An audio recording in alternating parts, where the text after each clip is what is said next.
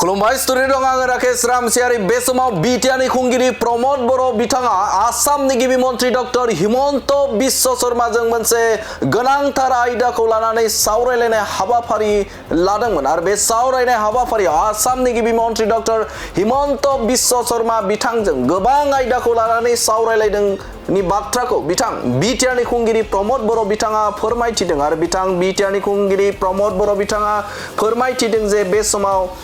मानास हायुङारि जे पार्क एबा मानास नेशनल पार्क बे पार्कआव थानाय गोबां जिब जुनार बे जिब जुनारनि रैखाथिनि थाखाय बे समाव आसामनि गिबि मन्त्रि डक्टर हिमन्त बिश्व शर्माजों सावरायदों होननानै बाथ्रा बुंथिदों बिथाङा फोरमायथिदों एरैहाय जे पानबारि ओनसोलाव जे मोनसे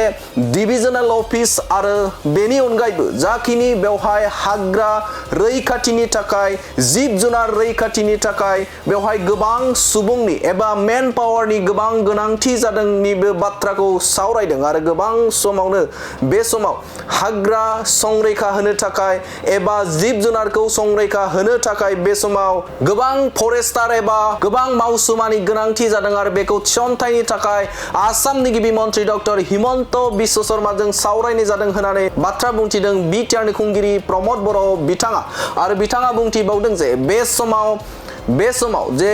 उदालगुरि जिल्लानि सिङाव थानाय अरां नेशनेल पार्कनि साखाथियावनो थानाय जे कालिंदुवार वाइल्ड लाइफ सेंक्सुरी जे मोनसे जे बानायनांगौनि थाखाय बे समाव आसामनि गिबि मन्त्रि हिमन्त बिश्व शर्मानो खावलायदों होननानै बाथ्रा बुंथिदों बिथां बिटिआरनि खुंगिरि प्रमद बर' बिथाङा बुंथिदों जे बे समाव कालिंदुवार वाइल्ड लाइफ सेंक्सुरी जुदि बानायोब्ला बे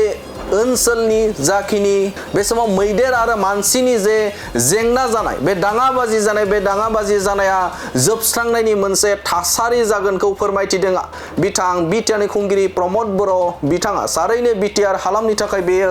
जोबोदनो मोनसे गोजोनथाव खौरांखौ जों बुंनांगोन मानोना बे समाव जे हाग्रायाव थानाय जे जिब जुनार आरो सुबुंनि जे मोनसे जेंना बे दाङाबाजिखौ फोजोबस्रांनो थाखाय बे समाव फिन आरोबाव गोदानै जे कालिंदुवार वाइल्ड लाइफ सेंक्सुरी एबा बे समाव गासै 55 स्क्वायर किलोमिटारखौ लानानै कालिंदुवार वाइल्ड लाइफ सेंक्सुरी फिन आरोबाव बानायबावनांगौ बा खालामनांगौनि थाखाय दाबि खालामदों बिटिआरनि खुंगिरि प्रमद बर' बिथाङा आरो जायनि गेजेरजों बे समाव मानसि आरो मैदेरनि जे दाङाबाजिखौ फोजोबस्रांनो थाखाय बेफोर मोनसे गोदान हाबाफारिखौ लादों होननानै बाथ्रा बुंथिदों बिटिआरनि खुंगिरि प्रमद बर' बिथाङा थारैनो मख'नांगोन जे मैया बाक्सा जिल्लानि सिङाव थानाय जे मानास हायुङारि जे पार्कनि साखाथियाव आसामनि गिबि मन्त्रि डक्टर हिमन्त बिश्व शर्माजों बिटिआरनि खुंगिरि प्रमद बर' बिथाङा सावरायनाय आयदाफोरनि सायाव दिनै खौरांगिरिनि गेजेरजों फोरमायथिदों जे बे समाव मानास हायुङारि पार्कनि गोबां जायगाफोरावनो जिहेतु जिब जुनारफोरखौ बा मैदेर आरो मोसाफोरखौ रैखाथि होनो थाखाय बे समाव बिटिआर सरकार आरो आसाम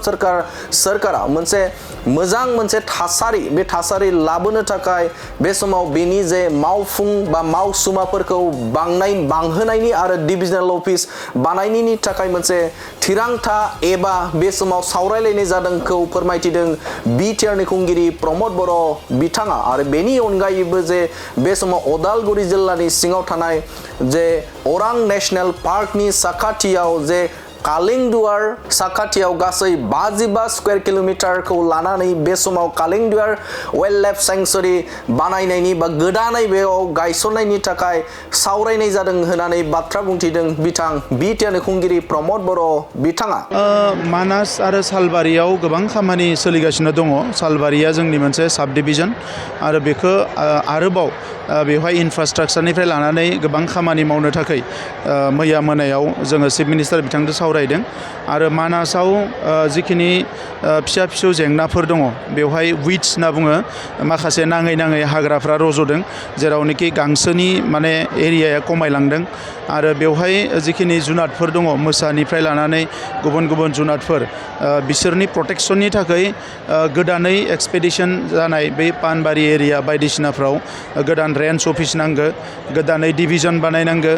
बेवहाय मेन पावार थिसननांगो बे गासैबो बाथ्राखौ लानानै मैया मोनाबिलियाव जोङो आसामनि चिफ मिनिस्टार बिथांजों सावरायदों आरो लोगोसे बड'लेण्डआव गोदानै मोनसेबाव जोङो वाइल्ड लाइफ सेन्चुरिनि थाखाय खालेंदुवार वाइल्ड लाइफ सेन्चुरि मुङाव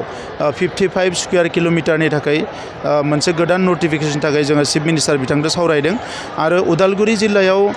मैदेर आरो मानसिनि जि मोनसे जेंना बेखौ फोजोबनो थाखाय खालेंदुवार जि मोनसे रिजार्भ फरेस्ट बेखौ वाइल्ड लाइफ सेन्चुरियाव लांनो हायोब्ला बेवहाय बै ओनसोलाव मैदेरफ्रा खुनु डिस्टारबेन्स गैयाजासे बेवहाय थानो हागोन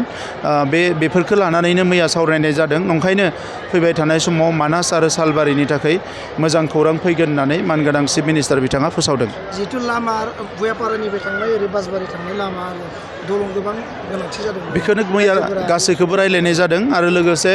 बाक्सा आरो चिरां जिल्लाखौ जि मोनसे फोनांजाबनायनि थाखाय जि दालां नांगौ बेखौबो मैया जिल्ला एबसुआबो सावरायदों आरो बेखौ गासैखौबो चिफ मिनिस्टार बिथांजों सावरायनाय जादों। आं सानो फैबाय थानाय समाव लासैनो ग्रेजुवेलि मोनसेनि उनाव मोनसे खामानिखौ बिथाङा मावफुंगोन।